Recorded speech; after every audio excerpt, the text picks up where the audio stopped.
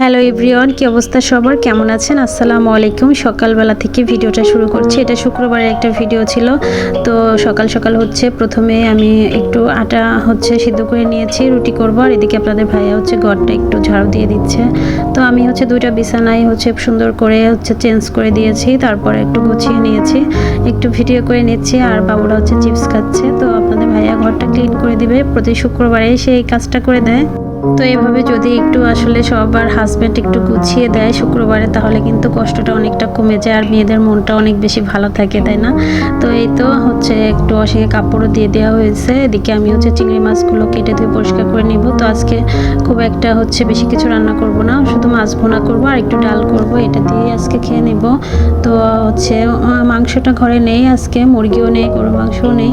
তো ভাবলাম মাছগুলো ভুনা করি আর একটু ডাল রান্না করি। এদিকে আপনাদের ভাইয়া বাচ্চাদেরকে গোসল করে দিছে। তো ওদেরকে রেডি করে জামা কাপড় চেঞ্জ করে দিয়েই নামাজ পড়তে যাবে। তো আমি এদিকে রান্নাটা গুছিয়ে নিচ্ছি। এখানে মাছটা ভাজা করে নিব। মাছ ভাজা করে শুধু দুধ দিয়ে এটাকে ভুনা করব। খুবই মজার হয় দুধ দিয়ে ভুনা করলে। আগে একদিন ইলিশ মাছটা ভুনা করেছিলাম, তাই পরের দিনে অনেক ভালো লেগেছিল। তো ভাবলাম এভাবেই করি। আর আজকে করব নারকেল দুধ দিয়ে। তো এইভাবে যদি একটু মাছের ভুনার ভিতরে দুধ দেওয়া যায়, এত বেশি মজা হয়। তো আগে কখনো এইভাবে খুব একটা সবসময় দিতাম না, তবে ইদানিং খুবই ভালো লাগতেছে, তাই দিচ্ছি আর কি। মাছটা সুন্দর করে ভেজে নিয়েছি। এখন মশলাটাকে কষিয়ে নিব। একটু পেঁয়াজ কুচি দিয়ে দিলাম। তো সামান্য আর একটু তেল লাগবে, তো তেলটা দিয়ে দিলাম। তো একটু জিরা বাটা, রসুন বাটা, আদা বাটা দিয়ে খুব সুন্দর করে কষিয়ে নিয়ে নারকেল দুধটা দিয়ে দিলাম। অল্প একটু নারকেল দুধ দিয়ে একটু বলক চলে আসলেই মাছগুলো দিয়ে দিব। তো কিছুক্ষণের মধ্যে কিন্তু রান্নাটা কমপ্লিট হয়ে যাবে, যেহেতু আগে থেকে ভেজে নিয়েছি।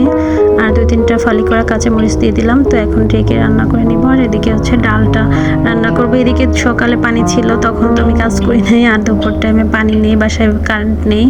তো কারেন্ট কখন আসবে জানি না, এক জগ পানি ছিল, সেটা দিয়ে রান্না বান্না করে নিচ্ছি। তো ডালটাকে আমি হাতে মাখিয়ে বসিয়ে দিব। তো হাতে মাখানো ডাল কিন্তু খেতে খুবই ভালো লাগে। আমি মাঝে মধ্যে এভাবেই রান্না করি। এক জগ পানি আর খাবারের জন্য একটা বোতলের পানি ছিল। আর চালগুলো ঝেড়ে নিচ্ছি।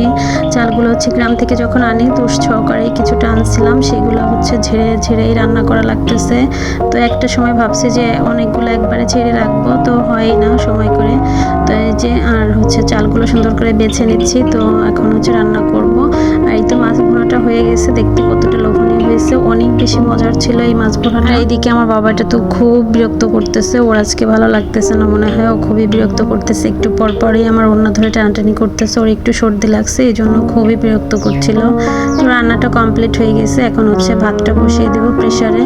তো পানি অল্প আছে, এই জন্য প্রেসার কুকারে ভাতটা বসিয়ে দিলাম। তা বেশিরভাগ টাইম আমি প্রেসার কুকারেই ভাত রান্না করি।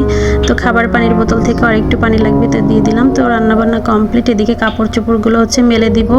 কাপড় চোপড়গুলো মেলে দিয়ে আমি গোসল করতে চলে যাব। ভিডিওটা আজকের মতো এই পর্যন্তই রাখছি। সবার কাছে কেমন লাগলো অবশ্যই কমেন্ট করে জানাতে ভুলবেন না। সবাই অনেক বেশি ভালো থাকবেন, আমাদের জন্য দোয়া করবেন। আল্লাহ হাফিজ।